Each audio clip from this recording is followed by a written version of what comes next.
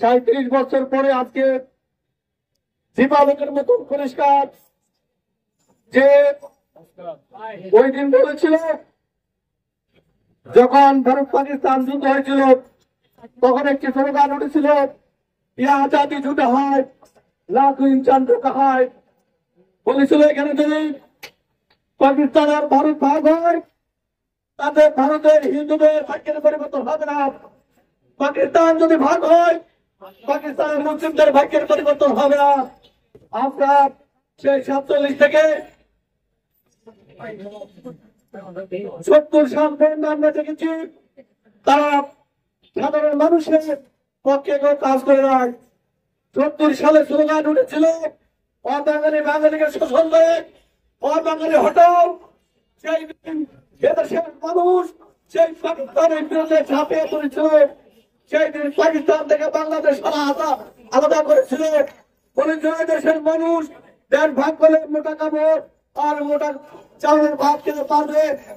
ওই সময় যে চাউল গরুকে খাওয়ানো হতো, মহিষকে খাওয়ানো হতো, আজকে সেই চাউল সাধারণ মানুষ তৈরি করে খাবার উপযুক্ত পরিবেশ নাই।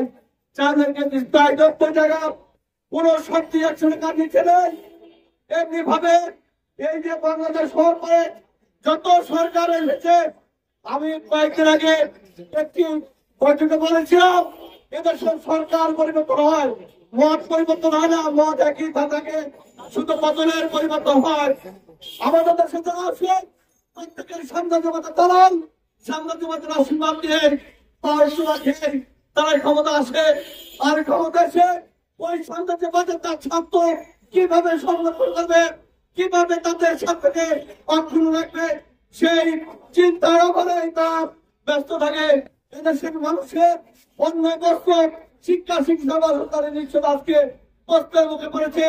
আজকে প্রয়োজন এই সময় রাষ্ট্রপতি সংবিধান পরিবর্তন, ওই সংস্কার নয় তথাকথিত সংস্কার নামে এদেশের মানুষের সাথে আবার বিসর্জিত কথা শুরু করেছে।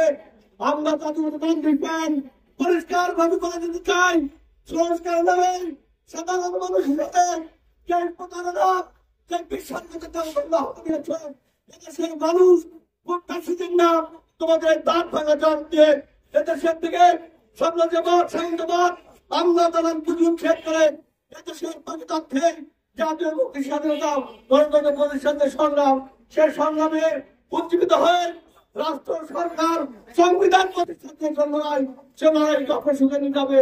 জাতীয় প্রতিষ্ঠান থেকে সেই কথা বলেছিল, সেই কথায় আজকে জাতীয় ফন্ডের কথা ঐক্যবদ্ধ হয়ে রাষ্ট্র সরকার সংবিধান প্রতিষ্ঠার যে লড়াই, সে লড়াই কখন সুখের আহ্বান জানিয়ে আমি আমার বক্তব্য